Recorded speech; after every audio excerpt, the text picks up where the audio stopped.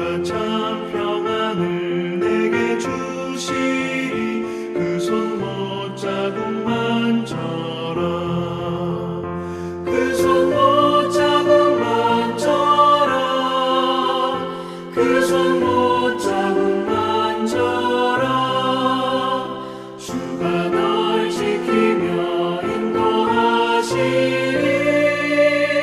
그 손 못 잡음 만져라.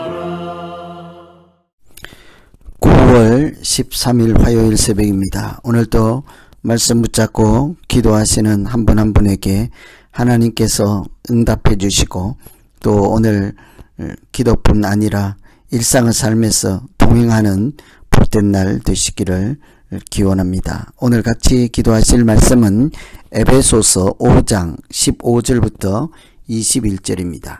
그 중에 15절에서 18절 말씀입니다. 그런즉 너희가 어떻게 행할지를 자세히 주의하여 지혜 없는 자같이 하지 말고 오직 지혜 있는 자같이 하여 세월을 아끼라. 때가 악하니라. 그러므로 어리석은 자가 되지 말고 오직 주의 뜻이 무엇인지 이해하라. 술 취하지 말라. 이는 방탕한 것이니 오직 성령으로 충만함을 받으라. 에베소서 5장은 믿는 자들을 가리켜 하나님을 본받는 자가 되라고 합니다. 그래서 믿는 자들은 하나님을 본받는 자요 또 빛의 자녀라 하여서 빛의 열매를 맺고 살아야 한다 하는 말씀으로 되어 있죠. 그렇게 하려면 15절처럼 어떻게 살고 있는지를 먼저 주의 깊게 살피라고 합니다. 하나님의 자녀로 합당하게 살기 위해서는 먼저 현재 자기가 어떻게 살고 있는지를 주의 깊게 살펴야만 지혜 없는 자같이 하지 않고 지혜 있는 자와 같이 믿음 생활을 할 수 있기 때문이죠. 지혜 있는 자로 살기 위해서 우리가 어떻게 해야 될까요? 자기 자신을 잘 살폈다면 지혜 있는 자처럼 살기 위해서 구체적으로 어떻게 하나님 말씀을 적용하고 살아가야 할까? 첫째는 오늘 말씀 참고하면 세월을 아끼라고 합니다. 세월을 아끼라. 지혜롭게 살기 위해서 세월을 아껴야 한다. 주의 깊게 살피라 하는 말을 꾸미는 분사이기도 하죠. 주의 깊게 살피면서 세월을 아끼라는 거죠. 세월을 아끼라 할 때 이 절약하다, 낭비하지 말라, 그것을 아끼라는 뜻으로 이해할 수도 있겠습니다만 이게 하나님의 뜻을 이루는 기회를 놓치지 말라 이런 뜻으로 직역을 해서 이해하는 것이 좋겠습니다. 아끼다고 하는 것은 절약하고 함부로 쓰지 말라는 것이 아니라 하나님의 뜻을 이루는 기회가 왔을 때 놓치지 말라는 것이죠. 그래서 기회를 오히려 선용하는 것, 잘 사용하는 것이 중요하다는 것이죠. 무슨 기회요? 무슨 세월일까요? 하나님의 뜻을 이루는 기회입니다. 하나님께서 우리에게 하나님의 뜻을 이루어 갈 수 있는 시간을 주시고 기회를 주실 때 놓치지 말고 그 세월 안에서 하나님의 뜻을 이루어 가라는 것이죠. 그래서 스펄전 목사님은 이런 얘기를 하셨습니다. 지금 하십시오. 할 일이 생각나거든 지금 하시고. 왜냐하면 내일은 구름이 있을지 모르니까요. 어제는 이미 지나갔으니까요. 지금 하라는 거죠. 친절한 말 한마디 생각나면 그때 지금 하라는 것입니다. 마치 이런 것처럼 하나님의 뜻을 이루는 기회가 오면 다음에 또 오면 하겠어요가 아니라 지금 하나님이 주신 이때가 마지막이라 생각하고 지금이 가장 좋은 때라 생각하고 생각나면 지금 하라는 것이죠. 우리가 기회가 주어졌음에도 불구하고 다음 기회에 다음에라고 얼마든지 생각할 수 있지 않겠습니까? 이처럼 세월을 아끼라는 것은 하나님의 뜻을 이루는 기회가 지금이라 생각하고 지금 그 일에 몰두하고 집중하고 열심으로 하지 아니하면 기회를 잃어버리게 된다는 말씀이죠. 그래서 오히려 우리가 누구든지 지혜가 부족하거든 후히 주시고 꾸짖지 아니하시는 하나님께 구하라 했던 것처럼 지혜가 부족하면 구하면서라도 하나님의 뜻을 이루는 기회가 지금이다 생각하고 언제든지 하나님께서 말씀하실 때 듣고 또 기회 주실 때 순종하고 또 연약할 때 도전하고 그리하여서 우리가 살아가는 삶 자체가 하나님의 뜻을 매 순간순간 이루어가는 기회가 되기를 소망합니다. 지금이 기회래. 하나님이 지금 기회를 주셨습니다.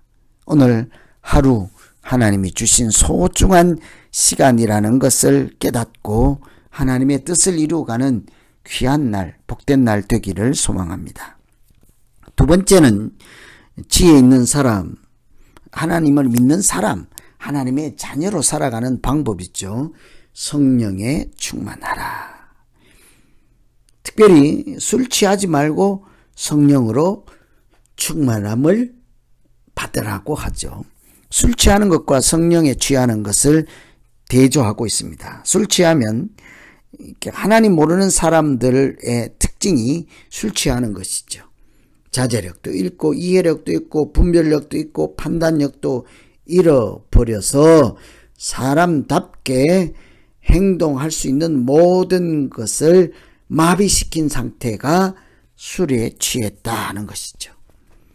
술 취하면 사람이 달라지죠. 마비되기 때문입니다. 분별하고 판단하고 이런 많은 부분들이 마비되어서 자기 하고 싶은 대로 하는 것이 술 취한 모습이지 않겠습니까?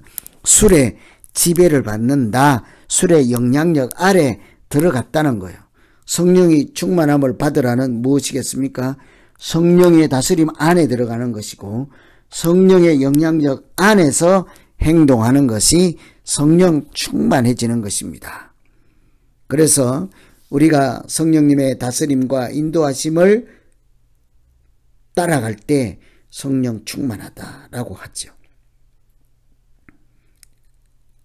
이 성령 충만하라 하는 것은 여러 개의 꾸미는 말로 붙어 있습니다. 성령이 충만할 때 어떤 현상이 나타날까요? 또는 반대로 어떻게 하면 성령이 충만하게 될까요? 신령한 노래를 부르는 것입니다. 성령이 충만하면 신령한 노래를 부르고 성령이 충만하기 위해서는 신령한 노래를 부르는 것입니다. 하나님께 찬송을 하고 마음으로 주께 노래하고 찬송하고 모든 일에 감사하고 서로 하나님을 경외하는 것 때문에 복종하고 순종하는 이런 것들이 성령이 충만할 때 나타나는 현상이라는 것이죠. 찬송하고 감사하고 서로 순종하여서 자기 권리를 포기하고 다른 사람을 섬기는 사람으로 살아가는 것이 성령 충만한 증거요. 성령 충만할 때 나타나는 현상인 것입니다. 우리는 믿음 생활하면서 성령이 충만하다 하면 방언부터 생각하게 될 것입니다. 신비한 장면부터 생각하게 될 것입니다. 병 고치는 것부터 생각하게 될 것입니다. 그런데 성령 충만함의 증거는 찬송하는 것입니다. 감사하는 것입니다. 순종하는 것입니다. 신비한 측면을 또 제외하고라도 우리가 성령 충만한 증거, 성령 충만한 방법 얼마든지 있다는 사실을 기억하고 오늘도 성령의 영향력 아래서 성령님의 인도하심을 따라 살아갈 때 우리의 신앙생활이 더욱 하나님 보시기에 기뻐하시는 믿음 생활 되시고 또 하나님의 뜻을 이루어가는 지혜 있는 자로 살아가는 오늘 하루 되기를 소망합니다. 오늘은 빛의 자녀로 하나님을 본받는 자로 살아가는 모습 중에 세월을 아끼고 성령이 충만한 그런 삶을 같이 나누었습니다.